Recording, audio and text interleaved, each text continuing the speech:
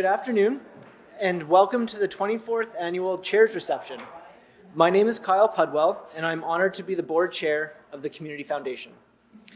The Community Foundation of Southeastern Alberta is pleased to support vibrant, healthy, and caring communities across the region. Our mission is to create meaningful connections between donors and local charities for the permanent benefit of Southeastern Alberta. Donations to the Community Foundation are never spent, but are prudently invested for the benefit of generations to come. Each year, that investment income is distributed to a wide range of charities across the region according to our donors' wishes. The CFSEA was established by founder John Ignatius in 1992 with an original $25,000 gift. Over 30 years later, we now have a total of endowment of over $25 million.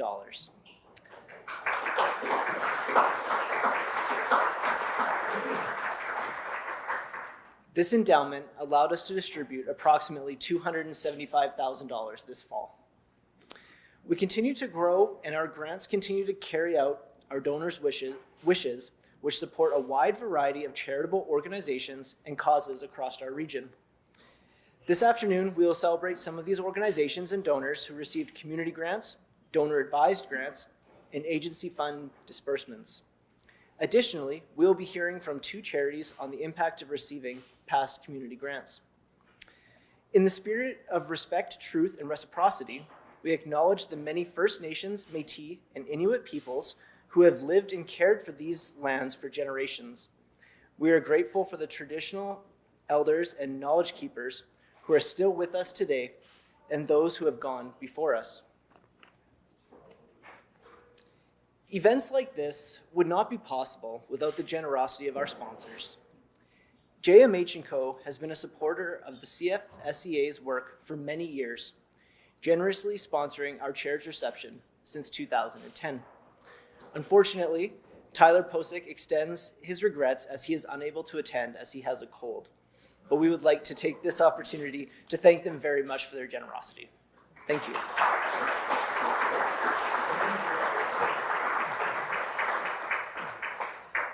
Just a couple quick housekeeping notes. Washrooms are located here on the right and in the back on the left.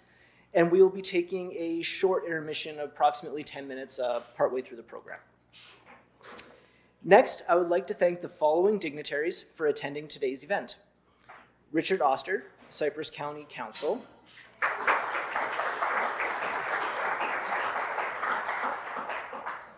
Constituency Manager Terry Ann Boyer, on behalf of MLA for Cypress Medicine Hat, Mr. Justin Wright. Terry Ann has a few words to say. Welcome to the front, Terry Ann.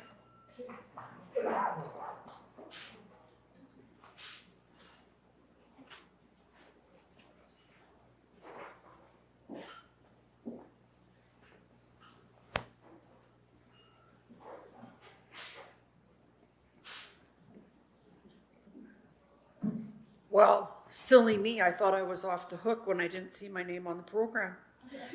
So you're just going to have to bear with me for 1 second while I pull up my notes.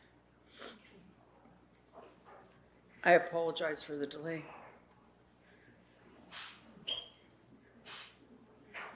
As has been established, I'm here representing MLA Wright for the constituency of Cypress Medicine Hat. And it's an honor and a privilege to bring warm greetings on behalf of MLA Wright to the Community Foundation of Southeastern Alberta and all those gathered here tonight for the Chairs Reception. We are here this evening to celebrate an organization that enriches communities across this region daily through its charitable works and grants. I wish to recognize the dedicated board of directors and hardworking staff who devote themselves to fulfilling the Foundation's vital mission. The Community Foundation holds an inspiring purpose to connect caring people with causes that matter. Behind every grant awarded tonight stands dedicated community-focused donors who gifted the Foundation endowment funds and made this support possible. Your foresight and generosity have built funds that meet evolving needs, addressing gaps, and fueling meaningful change. It is the donors like you, past and present and future, who will strengthen the fabric of the community for all residents, enabling helpful programs, uplifting and encouraging and bringing people together. We applaud and deeply appreciate all those who have donated over the course of time to make tonight possible. Once again, wonderful wishes from MLA Wright as you celebrate the collective effort that enables the Community Foundation to assist so many outstanding causes. Thank you.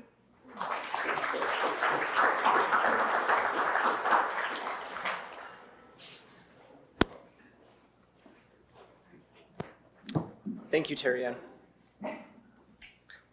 This past year was a remarkable one for impact across the Southeast Alberta region, with over $1.1 million distributed in grants to local organizations. The generosity of our incredible donors who contribute over $1.5 million this past year is the reason we can continue supporting our region through grants. The work we do would not be possible without our fantastic volunteer board, committee members, and staff. Can our board members in attendance please stand as I read your names? Vice Chair, Julie Friesen. Secretary, Glenda Hawthorne. Treasurer, Tyler Posick. Ahmad Kassam. Cody Ibbotson. Dan Kammerer. David Andrews. Doug Little. Don McLennan. Francis Barnes. Jennifer Ma. Jim MacArthur. Josh Hudson. And Matthew Lofgren.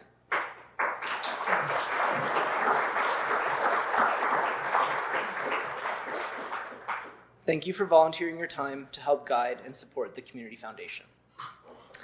I would also like to thank the CFSEA staff for all the time and dedication that they put into this event and the work they do year-round.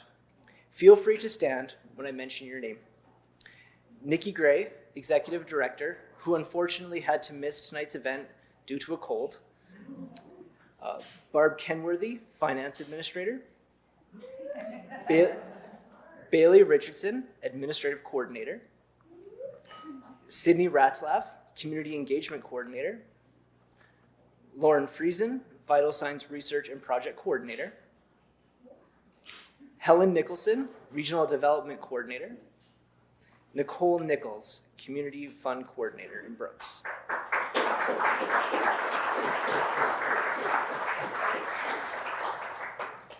In addition to this list of staff, we will be adding a familiar face back to the team. Nikki Gray, our current Executive Director, will be taking a parental leave as she welcomes the arrival of her third child in January.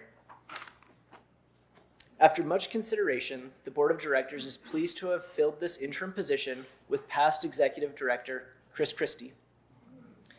Chris was the Executive Director in 2017 and led the organization through growth, prosperity, and pandemic turbulences until her retirement in the summer of 2020. We look forward to welcoming Chris in January. She was also going to be here tonight, but also has a cold.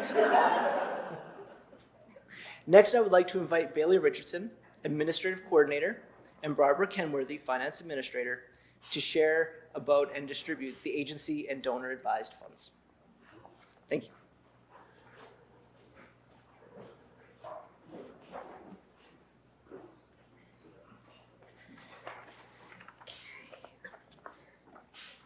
You ready, Barb? Yeah. All right. Good evening, everyone. My name is Bailey Richardson. I first want to start by sharing Nikki's deep regrets that she couldn't make it tonight. We all know she's incredibly passionate about the Community Foundation, and she would absolutely be here if she could. I'm going to try my very best to fill in her shoes, and those are big shoes to follow. Please bear with me. Barb and I are pleased to present the fund distributions to 5 agencies tonight who have set up agency endowment funds within our Community Foundation. Currently, the CFSCA holds 25 funds, agency endowment funds, including our own.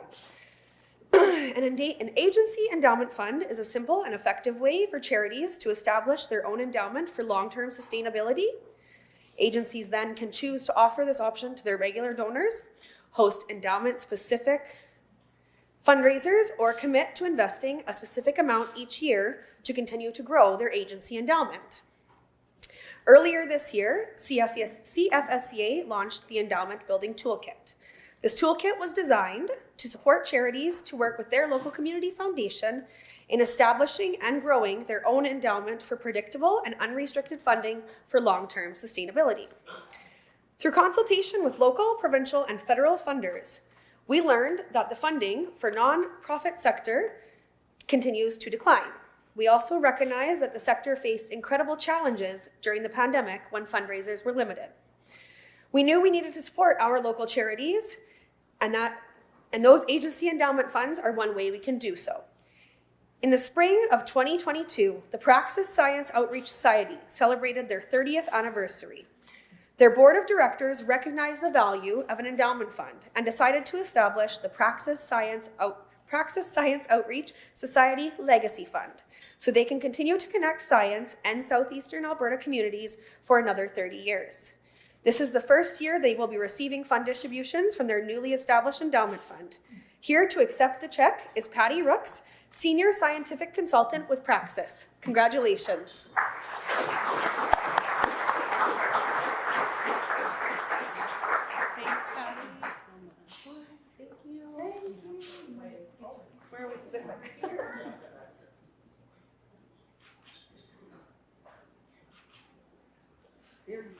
Thanks, Patty.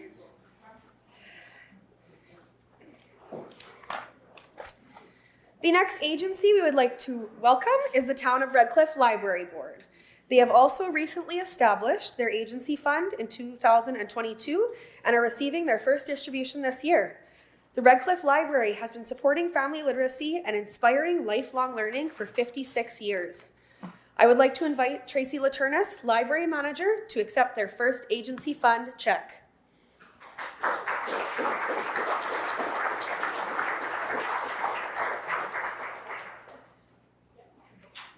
Thanks, Tracy.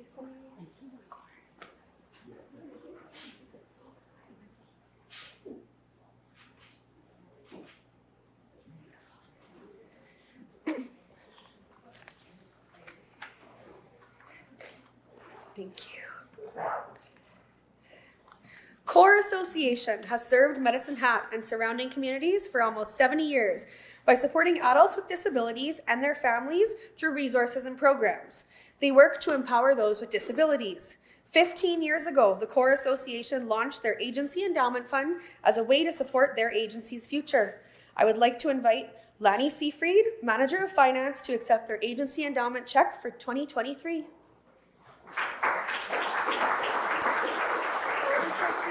Yes, thank you so much.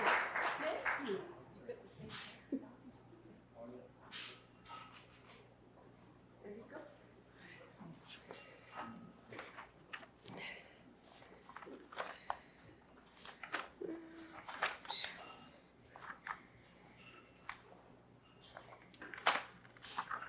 Finally, I would like to introduce the Medicine Hat News Santa Claus Fund Society. The Santa Claus Fund believes every child deserves to have a Merry Christmas, and by providing low-income families with a full Christmas supper and toys to their children, we can do this. We know this is a very busy time of year for them, so we are very pleased that Deanna Dirksen, the Executive Director, could join us this evening to receive their agency fund check.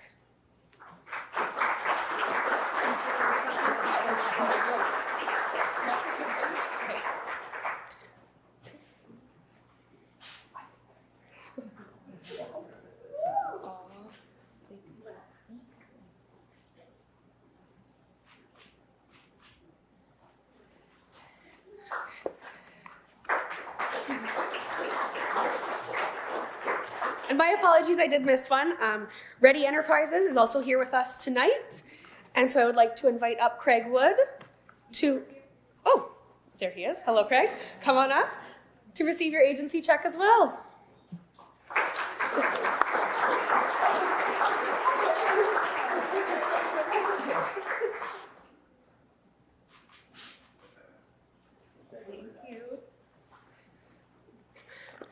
Congratulations to these 5 agencies for working to secure long-term sustainability through your Agency Endowment Fund.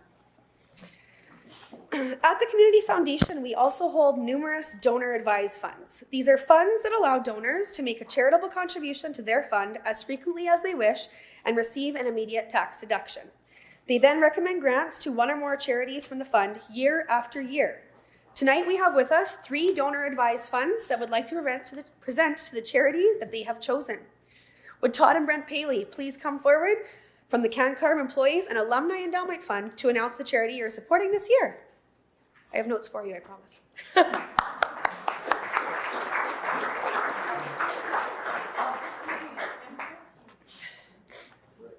have a little spiel and bowl for you. Got it? All right.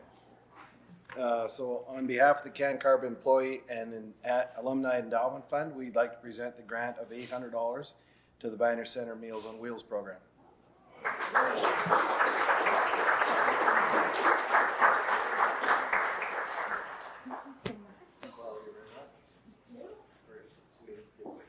Thank you. Okay. Want me in the middle? Sure. Okay.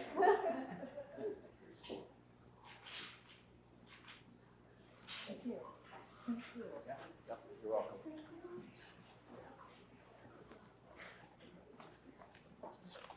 I would like to now invite Bill Cooper with the Sunrise Rotary Music Festival Les Erickson Memorial Fund to announce the charity you are supporting this year.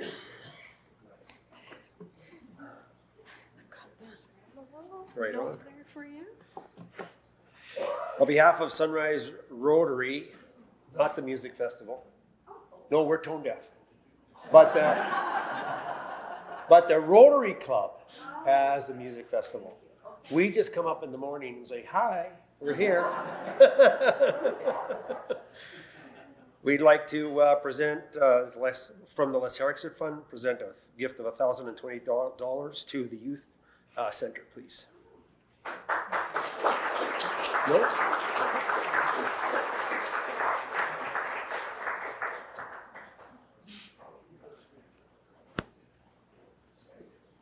There you go. Great. Yeah, you got it. Thank you. Would Glenda Hawthorne please come forward? Glenda is one of our fantastic and fabulous board and committee members. Glenda is going to share a little bit about her donor story and then present to the charity of her choice. Thank you. Hi, as you know, I'm Glenda Hawthorne. So my role with the foundation is first donor, and I also am on the board and I do chair the grants committee. So tonight I'd just like to share a donor story and why I started the Stephen Hawthorne Memorial Fund. I connected with the Community Foundation this summer of 2018 as I was looking for a way to honor Stephen and wanted to leave a lasting legacy. So just a little bit about Steve. He was my late husband and my best friend, and he passed away at the age of 53 of cancer, skin cancer actually. He was a dedicated husband and also a great friend to many people. He was a dedicated employee for many years. He was also a member of the YMCA and the Riverview Golf Club for many years. He lived life to the fullest and enjoyed taking pride in his home, his yard, and his vehicles. They were always meticulously clean. He enjoyed many things in life, including golf and traveling. He always put others first before himself. He loved kids, and he was a kid at heart. His family and friends were extremely important to him, and they knew Stephen for his hospitality, his kindness, his generosity, and honesty. His positive attitude during his 2.5-year battle with cancer was an inspiration to many. So I started this fund because I love the idea that the foundation provides an ongoing legacy in that the gift keeps on giving. Stephen would be honored to have a legacy in honoring him in something that supports the community he grew up in, he lived his life in, and he loved. Since this is a donor-advised fund, it means I'm able to choose each year which charity will receive the grant from the Stephen Hawthorne Memorial Fund. Since Stephen grew up in Medicine Hat, loved his community, loved youth and sports, I'm choosing to give this grant of $1,270 to Kids Sport of Medicine Hat and Red Cliff this year. I'm happy to call forward 2 Kids Sport representatives, Chantal Stednicki, Applications Coordinator with Kids Sport, and Angie Noel, who's a recipient of Kids Sport grant. It is great to meet you both.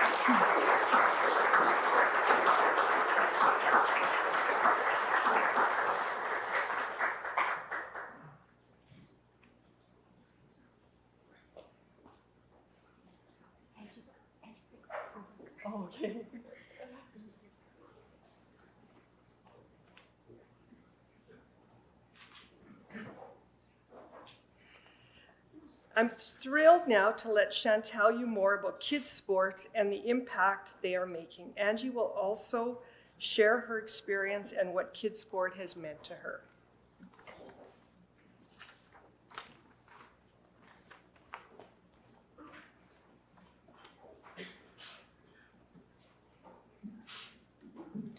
Thank you so much, Glenda, and we're really honored to receive that.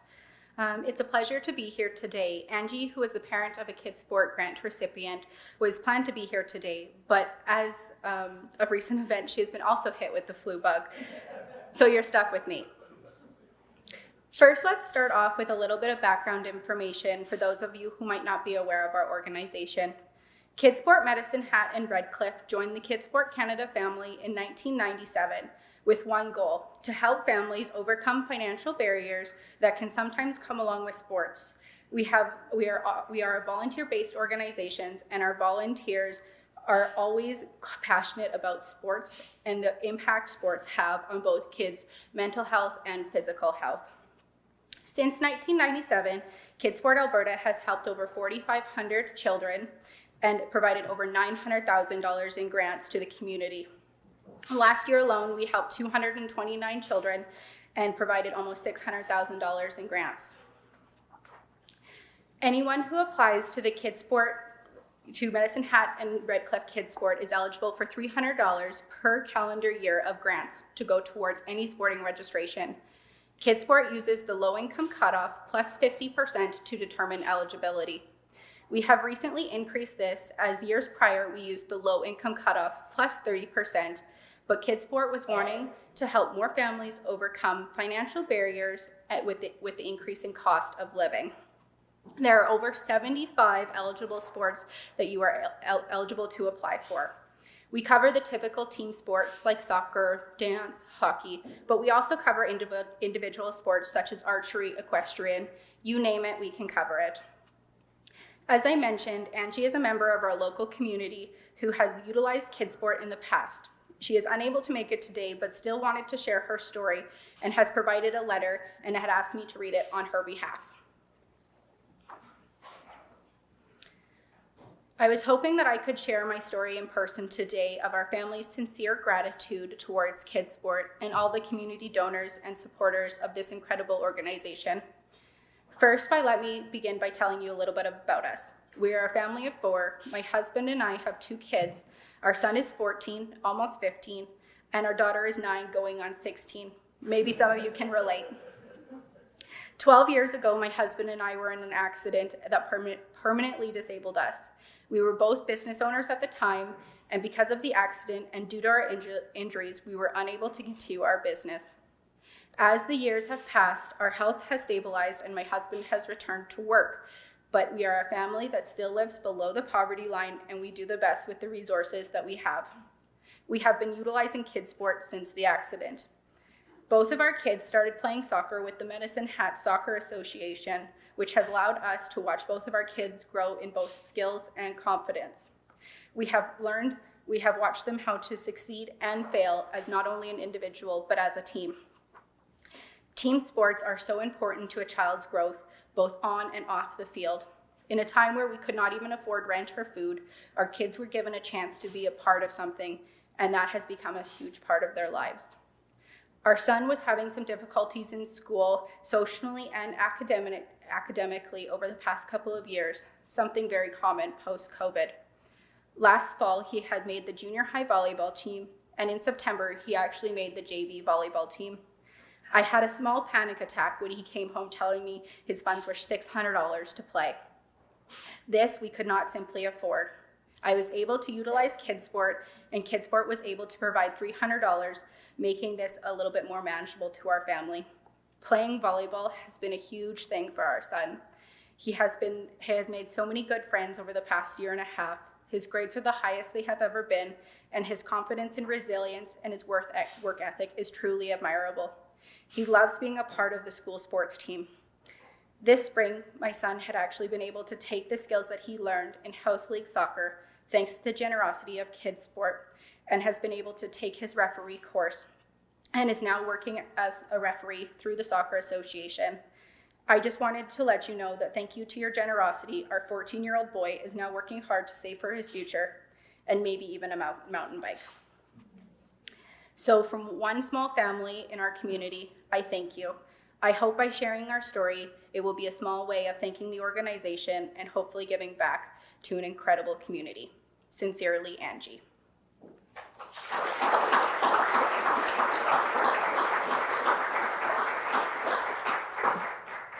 So on behalf of the KidSport Medicine Hatton Redcliffe, I thank the Community Foundation for allowing us to share our story here today and shed some light on the impact that we have. We have been fortunate enough in the past to receive funding and grants such as the one today from Glenda. And we also have our very own agency fund set up through the foundation to help our future KidSport team, as we would not be able to continue our programming without the support of organizations like this, community members like you, and our donations. Thank you.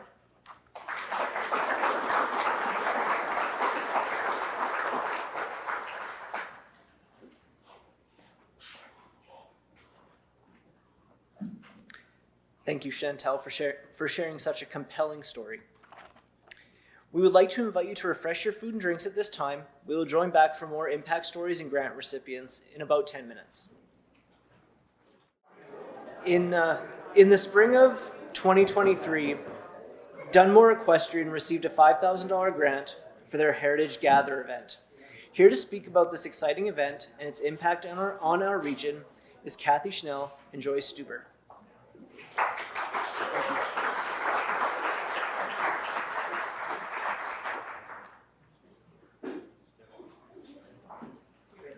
I'm ready.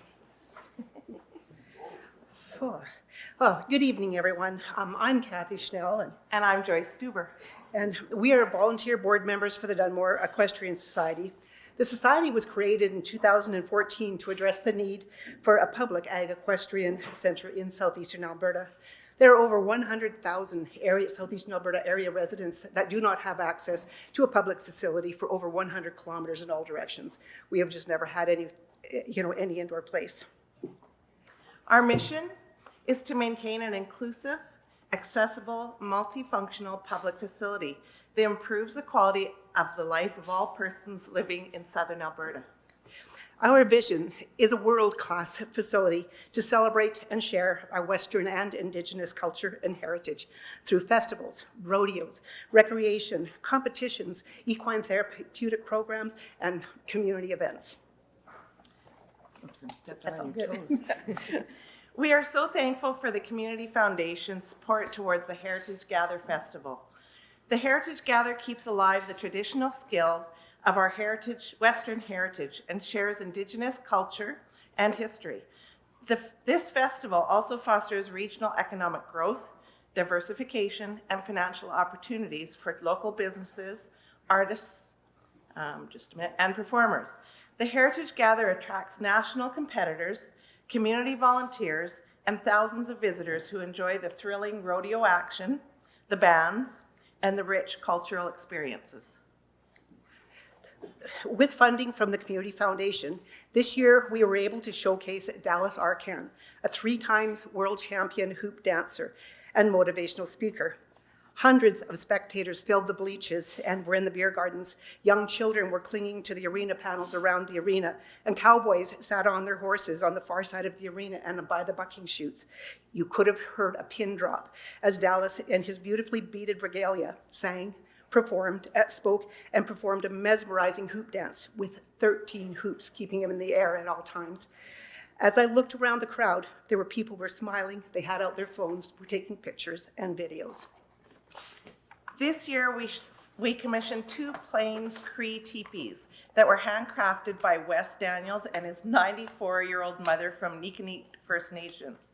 The teepees were painted by Wes's brother-in-law, Michael Lonechild, who is a renowned artist, Indigenous artist. Michael's daughter helped paint and design his huge canvases. I asked Michael if he could sign the teepee, and he explained that the only pictures on the teepees could be symbols. So both Michael and his daughter signed them with their handprints on each side of the door openings. When we put the teepees up, I was there. It was a windy day. I do know how to put a teepee up the real way. And wait, I put up 2. That she did. It was about 60-kilometer-an-hour winds. It was crazy. Yeah. This year, we were also transported back in time to the late 1800s and witnessed to the reenactment of what our forefathers and the I just got Joyce's. Gentle giants of farming and ranching would face each day. A group of 8 Teamsters, led by Doran Degenstein from Prince Creek area, worked for months to train and get a 9-horse draft hitch pulling 4 restored grain wagons. This grand demonstration and the narrative depicted the early agricultural development and how grain was transported to the rail sidings, and it was hand-loaded onto the boxcars to be shipped east. We were fortunate to have talented Indigenous culture artisan Brenda Mercer share the cultural craft skills of 4 workshops that were held in our painted Cree teepees. 50 participants made their own rawhide rattle, a willow dream catcher, and a leather medicine bag.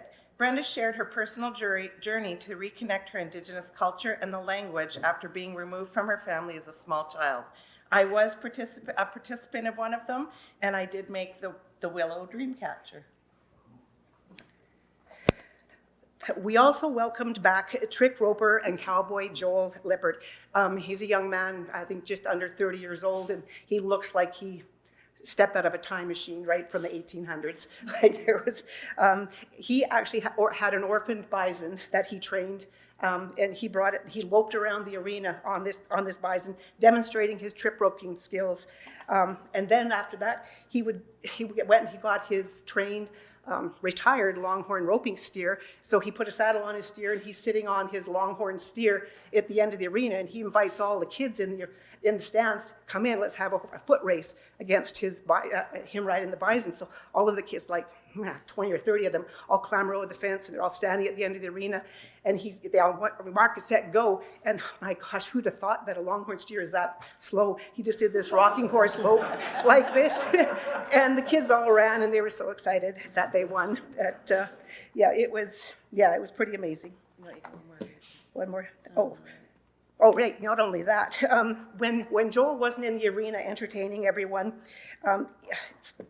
he actually brought his vintage, like an 1800s rope making machine, and he had it set up under a tent, and all of the kids, and young and old alike, he would come and he would string it out and show everybody how ropes were made, and then they'd each get their own little souvenir rope. He showed them how to swing them and how to do the trick rope. So it was cool to see all the kids walking around with their prized little souvenir rope. So.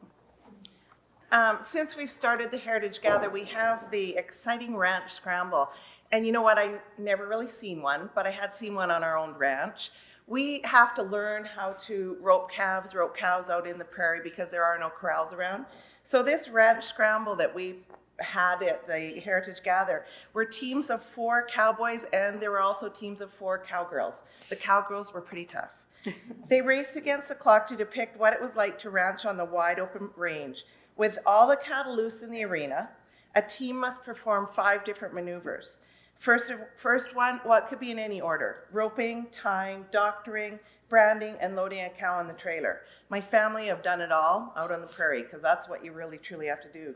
The top teams move on to the exciting wild milk cow competition. We do not do that at home. We do put the milk in a chute so that you don't get the wildness, but you still do. This is a challenging task to collect the mama cow's colostrum that is rich in antibodies and minerals, a wild and woolly task that needs to be done if a newborn calf does not nurse right away. We also had the extraordinary local bands, Mahoney and Phoenix, one Friday night, one Saturday night.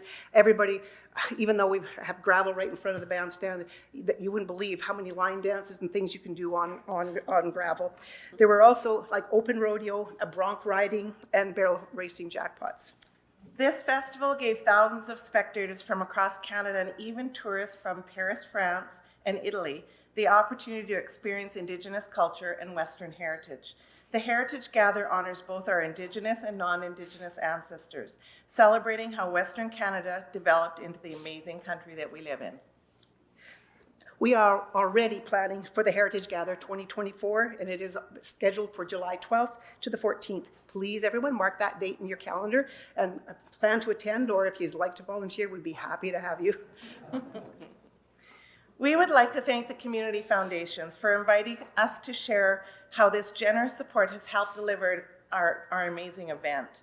We are thankful for all the donors, and in my heart, I know that the Community Foundation for Southeastern Alberta's founder, rancher Johnny Ignatius, would have loved the Heritage Gather. Thank you for your support.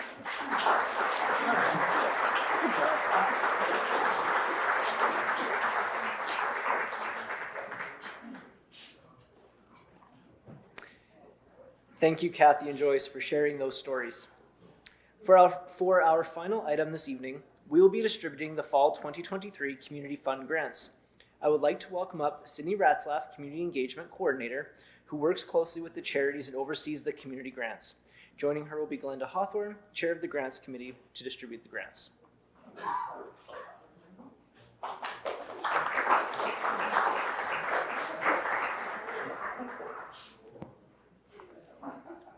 Good evening, everyone. As Kyle said, my name is Sydney Ratzlaff. I'm the Community Engagement Coordinator, and I am pleased to announce that we are distributing over $138,000 through our community grants this fall.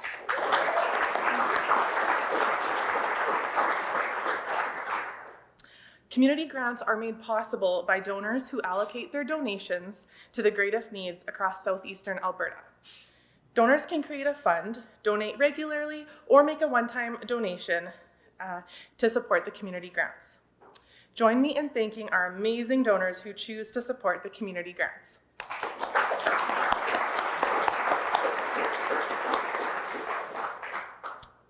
This fall, the total amount requested was over 4 times more than what we had available to give. As you can imagine, this makes the decision-making process very difficult for our Grants Committee. So thank you to our Grants Committee. Our Grants Committee considered the guidelines, vital signs priority areas, and funds available as they reviewed 31 applications. Since CFSEA covers such a wide geographical area, we also relied on our 4 rural advisory funds to review the applications for their respective areas. Brookson District, the County of 40 Mile, Special Areas, and the MD of Acadia, and Cypress County. Tonight we will be announcing the recipients from Cypress County and Medicine Hat. The other rural areas will be holding separate local events to celebrate their recipients. Without further ado, here are tonight's recipients. The Viner Center is Medicine Hat's local senior community center that creates opportunities for older adults to enhance their quality of life. Their grant application for their new senior supports program has been approved for $9,693.50 in funding. Our grants committee took their request seriously.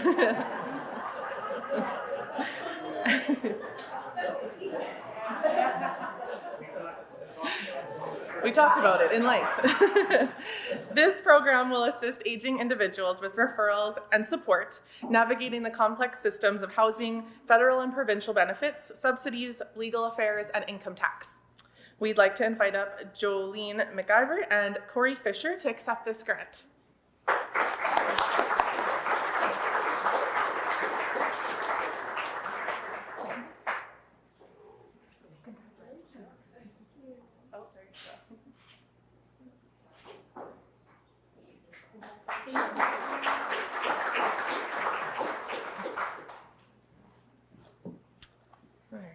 The Medicine Hat Pregnancy Center, also known as Nurture Pregnancy, provides caring, emotional, physical, mental, and spiritual support and education from pregnancy to parenthood through peer counseling, life skills classes, and baby basic supplies such as formula and diapers. We'd like to invite up Ilse van der Westenhuizen, board member with Nurture, to accept the grant of $4,000 for their Hatter Babies Matter project, which will provide formula and diapers for clients.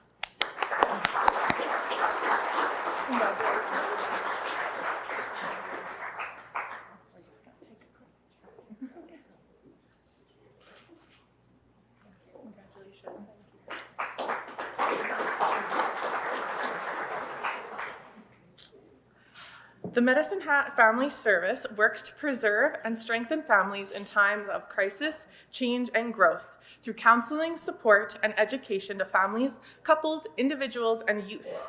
They applied for funding to support their counselors in obtaining training for eye movement desensitization and reprocessing, EMDR therapy, and play therapy for children. With this training, their practitioners will be able to provide a more effective and efficient path to healing trauma. I am pleased to invite Executive Director Selena Simmons with Medicine Hat Family Service to accept a grant of $20,000.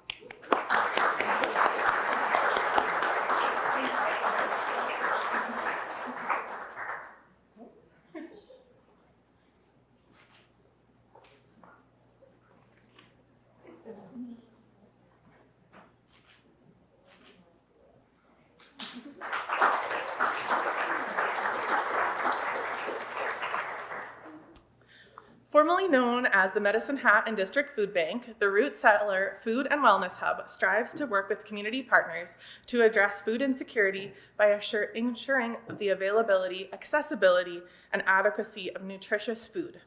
Their grant application to support the emergency food pantry has been approved for $20,000 in funding, of which $910 comes from the Roy and Elaine Wiedemann Field of Interest Fund. I would like to welcome Executive Director Melissa Mullis, Operations Manager Shay Hardikopp, and Board Member Jillian Cook to accept this grant.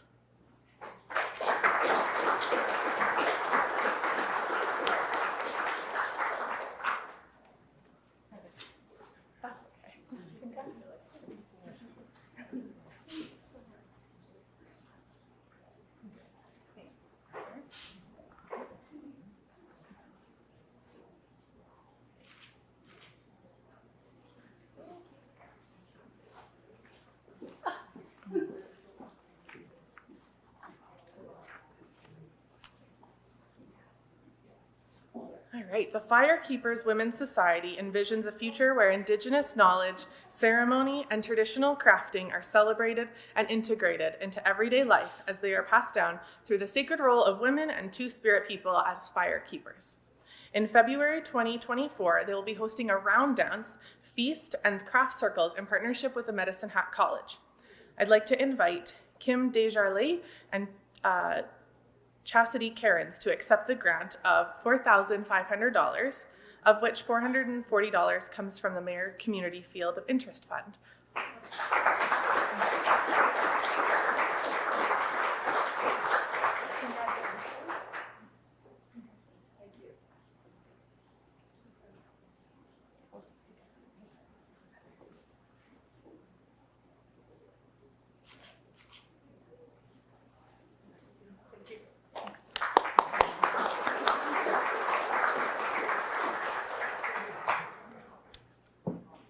Big Brothers Big Sisters of Medicine Hat and District is committed to providing life-changing mentoring relationships between volunteer mentors and youth who are facing adversity. The proposal was to support their group mentoring program offered in schools, which has been growing exponentially. We'd like to invite up Holly Stadnicki, Executive Director, to accept a grant of $15,000 to support this project.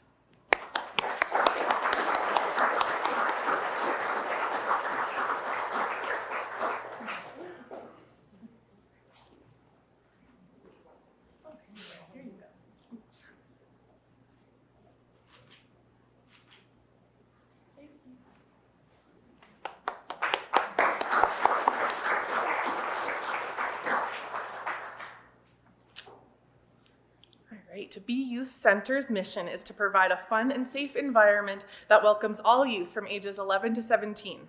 They strive to build resilient youth, instilling self-esteem, positivity, and empowering them to see their potential. With this grant, they will be able to purchase monthly bus passes, allowing more youth to attend the Be Youth programs, regardless of transportation barriers. I would like to welcome up Brittany Bruder, Executive Director, and April Welshman, Board Member, to accept a grant of $3,500 for the Youth Mobility and Connectivity Initiative.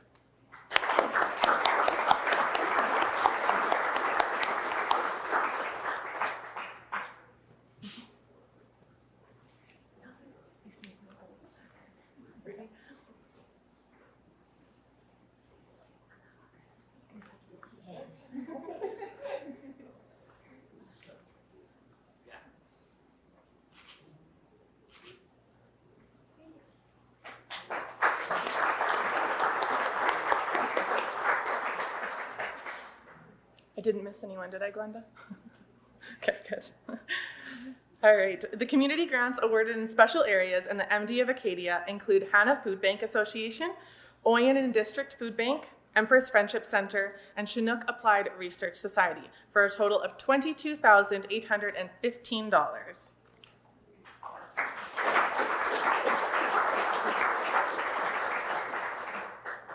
Grants awarded in the Brookson District include a $10,000 grant for Silver Sage Agricultural Society, $10,000 for Rosemary Community Agricultural Society, and a $1,400 grant for the Brooks Youth Police Academy.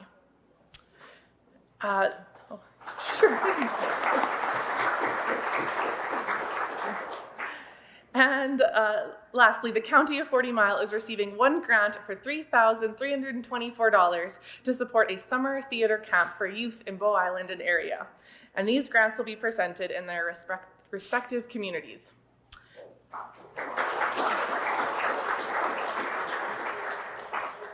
Now I'd like to invite up Helen Nicholson, our Regional Development Coordinator, to present two grants to organizations within Cypress County. Thank you, Sydney. Our chair for Cypress County was unable to be here because he too has decided to join the band of colds. So I will present on behalf of Cypress County.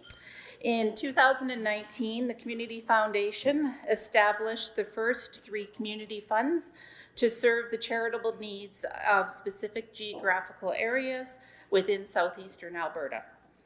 By 2021, the impact of these funds had on their regions inspired Cypress County to launch their fund.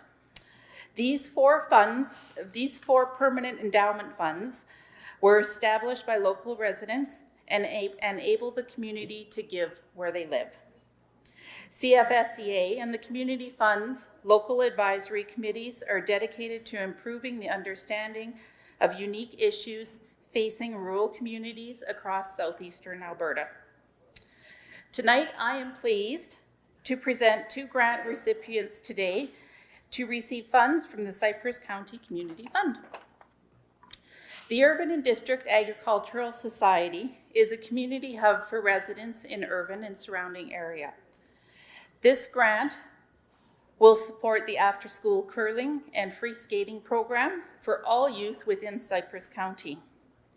We are pleased to award a grant of $9,275, of which $1,610 comes from CFSA's Growing Active Kids Fund.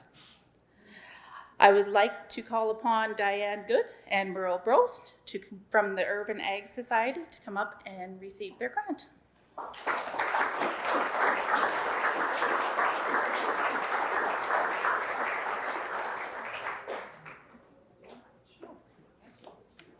Thank you.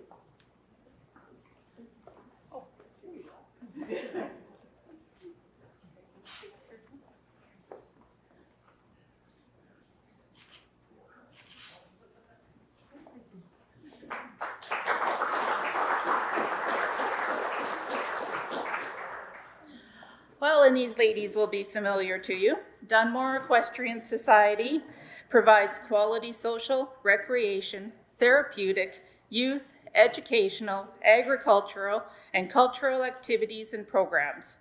They are currently building a large indoor community ranch arena in Dunmore. Their application for community ranch arena accessibility has been approved for $5,000, which will help them to build accessible washrooms in their new building. Kathy Snell and Joyce Stewart. All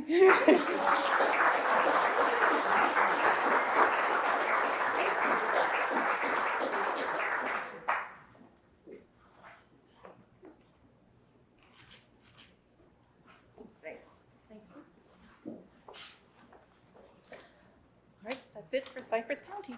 Thank you.